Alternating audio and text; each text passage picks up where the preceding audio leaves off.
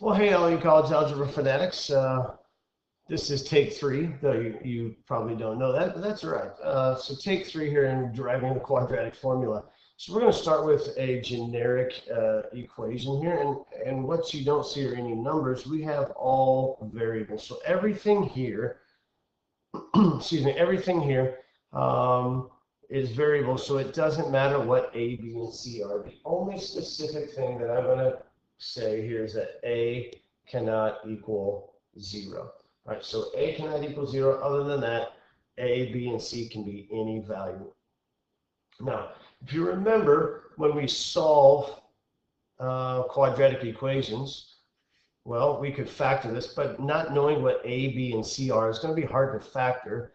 And the only other option we know is the quadratic formula. But if I'm going to derive the quadratic formula, I can't use the quadratic formula. So what we're going to have to do is we're going to have to, what everybody loves to do, we have to complete the square.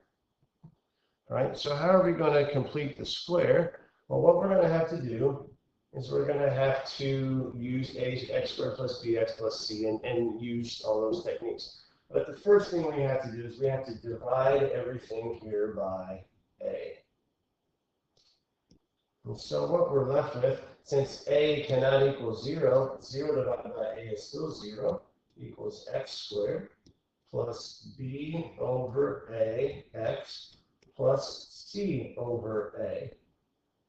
Okay, so you'll see that the a's are now in the denominators.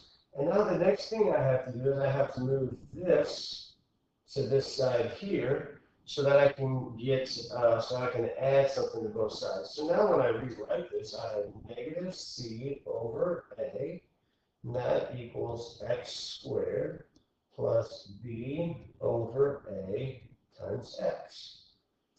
And if you remember, what I need is I need half of this. So I'm going to put my scratch work over here, and I have to take a half of b over a, and so that's b over 2a. And then what we do is we square that. And so we get b squared over 4a squared. All right, so I'm going to add that to both sides. So I'm going to add b squared over 4a squared there. And I'm going to add that here. B squared over 4a squared. All right, so now as I scroll down, let's continue our work. Now that's a mess. Let me clean this up a little bit. We don't need this half in here any longer. And so now what we're going to have is we need to factor that right there. And that's completing the square, pretty easy to do. Okay, it's x plus b over 2a squared, because that's this right here. Okay, and let me rewrite this here so that you can see this. Negative c over a plus b squared over 4a squared. And so hopefully it makes sense to you that I need to multiply times 4a and times 4a here. And I know this is kind of getting everything convoluted and put together, but notice right here I have negative 4ac plus b squared, and they now have the same denominator, so all over 4a squared. And this equals x plus b over 2a squared. Now what would you do to get that x out of there? We're going to take the square root of both sides. And when we do that in an equation, we have plus or minus. And so what we now have is we have the square root, plus or minus that, of, let me rearrange this. So it's starting to look a little more like what we're used to, b squared minus 4ac, all over the square root of 4a squared is 2a.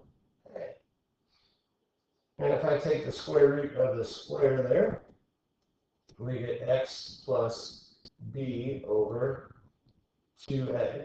And now when I move that over here, what we're left with, all right, there everything is, what we're left with is we have x equals, and I'm just going to rewrite it. Notice I have the same denominator, so I can put this all together. Negative b plus or minus the square root of b squared minus 4ac all over 2a. And so it's now taken that common form that we know, the quadratic formula, and this is how we derive it from completing the square to this point right here. All right, hey guys, thanks for watching. I hope you followed through this. If it doesn't make sense to you, please go back, watch it again, do some of your own research, or ask questions in class. We'll talk to you later.